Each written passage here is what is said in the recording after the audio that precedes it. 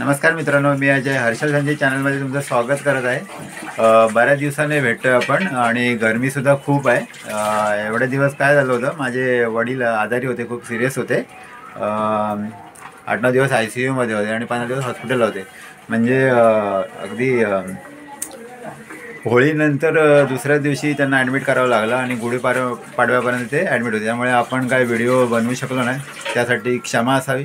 पण आता गरमी खूप चालू आहे आणि त्यासाठी स्पेशल म्हणून आपण आज सोलकढी म्हणजे जेवणानंतर जेवण व्यवस्थित पचावं आणि आपल्याला त्रास होऊ नये ह्यासाठी आपण आज सोलकढी बनवणार। कशी बनवतात ती दाखवतो। चला मग काय साहित्य घेतलं आहे ते दाखवतो। हे बघा, सोलकढीसाठी आहे ना, आपण एक नारळ घेतला आहे, खवून घेतला आहे पूर्ण, आणि हे 10-12 कोकमं गरम पाण्यामध्ये थोडा वेळ 10 मिनटं ठेवून त्याचं पाणी काढलं आहे, म्हणजे कोकम रस काढला आहे। आणि हे जिरं घेतलं आहे थोडंसं, आणि आपण मिरची वापरणार नाही आहोत कारण गरमी तर खूप आहे, पण थोडं तिखटाचं हे असं म्हणून काळी मिरची घेतली आहे 5-6, आणि कोथिंबीर आहे, लसूण आहे आणि आलं आहे। ते चला आता आपण वाटून घेऊया। आपण खोबरं आता ह्याच्यात टाकलं, हे सगळं आता साहित्य एकत्र करते।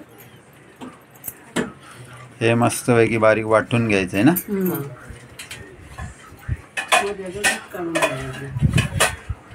वाटायचं मस्त, एकत्रच वाटायचं। आपण काय वेगळं असं दूध काढून घेणार नाही आहोत, एकत्र ते काढून त्याचं मग गाळून ते दूध काढून घ्यायचं आहे त्याचे।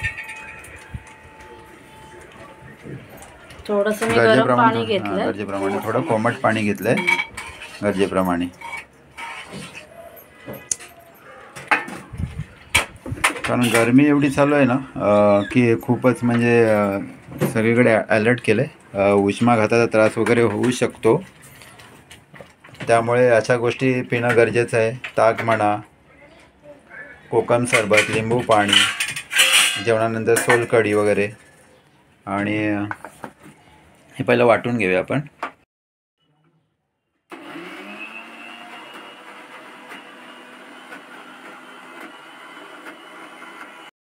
हे बघा, छानपैकी मस्त बारीक वाटून घेतलं आहे। चला आपण आता त्याचं दूध काढूया। हा बघा, आपण हा पातळ रुमाल घेतला आहे आणि त्यामधून गाळून हे दूध काढून घ्यायचं आहे। थोडं पाणी मिक्स करायचं, थोडं थोडं करून घ्यायचं आहे, ते थोडं कोमट पाणी घ्यायचं आहे, कारण ह्या गरमीमुळे आहे ना, गव्हर्नमेंटने अलर्ट केलं आणि आरोग्य खात्याने सुद्धा सांगितलेलं आहे की थंड पाणी, एकदम कोल्ड्रिंक वगैरे सगळं टाळायचं आहे। उन्हातून बाहेरून आलं की लगेचच हातपाय धुवायचे नाही आहेत, सगळ्यांनी याची काळजी घ्यावी। की घरी बसून अर्धा तास घरी बसावं, त्यानंतर हातपाय धुवायचे, त्यानंतर पाणी प्यावं, आणि पाणीसुद्धा सामान्य नॉर्मल प्यावं, एकदम थंड वगैरे प्यायचं नाही आहे, भरपूर येतं मस्त आहे, कारण उष्माघाताचा त्रास होऊ शकतो। आई आधी सगळं हे करू ना, हे बघ कसं हे येते।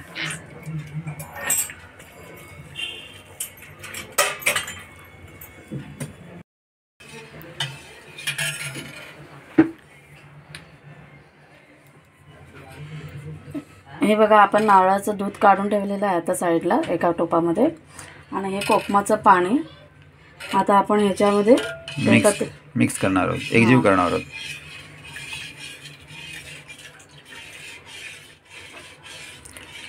आणि चवीनुसार थोडंसं मीठ घ्यायचं त्याच्यामध्ये, आणि आता आपलं सोलकढी तयार होते। ही बघा, कलर चेंज होते।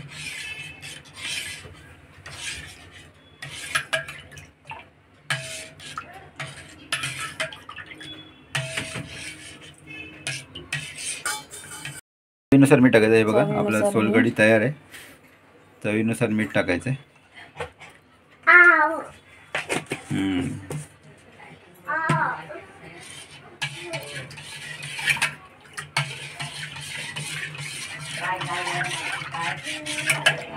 आपली सोलकढी तयार झाली आता।